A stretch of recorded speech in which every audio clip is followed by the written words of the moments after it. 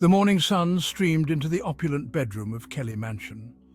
It glinted off the gold fixtures and highlighted the rich mahogany furniture. But the occupant of the king-size bed was far from pleased with the luxurious surroundings. Bison, dictator and master of psycho-power, was in a foul mood. Bison sat up abruptly, his bare chest exposed, clad only in a pair of red silk pajama pants. His usually imposing face was contorted in a grimace. An unbearable itch plagued him, a relentless tickle that spread across his upper back and stomach. He tried to ignore it, to will it away with his immense mental strength. But the itch persisted, growing stronger with each passing moment. He clenched his fists, trying to focus on something, anything, other than the maddening itch. It was a losing battle. The dictator of Shadaloo was at the mercy of an unseen tormentor. Bison tried to reach the itchy spot, twisting his massive arms this way and that. His fingers grasped at the air, coming agonizingly close but never quite reaching the source of his torment. The silk sheets rustled as he contorted his body, his efforts only intensifying the maddening sensation. Blast it all! He tried rubbing against the headboard, hoping the sturdy wood would provide some relief, but the ornate carvings dug into his back, providing more pain than relief. A frustrated growl escaped his lips. This was an indignity, an utter humiliation. The mighty Bison defeated by an itch? Unacceptable! Blast it all! He tried to contort his body further, hoping to reach the itch with his fingernails. His efforts were useless. He was trapped in a prison of his own making, his formidable physique ironically hindering him in this most mundane of tasks. A soft melody drifted from the hallway, a soothing counterpoint to Bison's frustrated growls. The strains of an auto harp, played with delicate skill, drew closer. A young girl, barely a teenager, paused in the doorway, her instrument in her arms. Kimberly Kelly, heiress to the Kelly fortune and a musical prodigy, stared at the scene before her with wide, curious eyes. Excuse me, is everything all right, Mr. Bison? She had heard strange noises coming from her guest's room, a mixture of growls and roars, quite unlike anything she had ever heard from a human throat. Curiosity and perhaps a touch of morbid fascination had compelled her to investigate. Is everything all right, Mr. Bison? She couldn't imagine what would possess a grown man to thrash about in such a manner. Was he ill? Possessed? The possibilities swirled in her imagination, each more outlandish than the last. Girl, he growled, his voice rough. This infernal itch! I cannot reach it! He gestured vaguely at his back.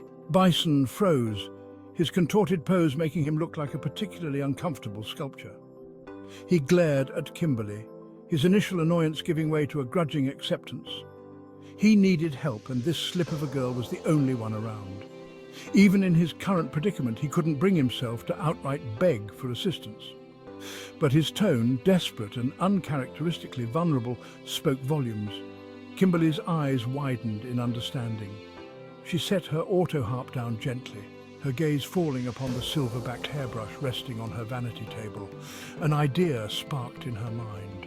Don't worry, Mr. Bison, she chirped, grabbing the hairbrush. I think I can help with that. She approached him cautiously, her initial apprehension replaced by a strange sense of determination. This was a challenge, albeit an unusual one, and Kimberly Kelly never backed down from a challenge. Here, she said, holding out the hairbrush. Try this. Bison eyed the object with suspicion. What could this delicate instrument possibly do against the fiery torment that raged beneath his skin? But desperate times called for desperate measures. He took the hairbrush, its silver handle cool against his palm.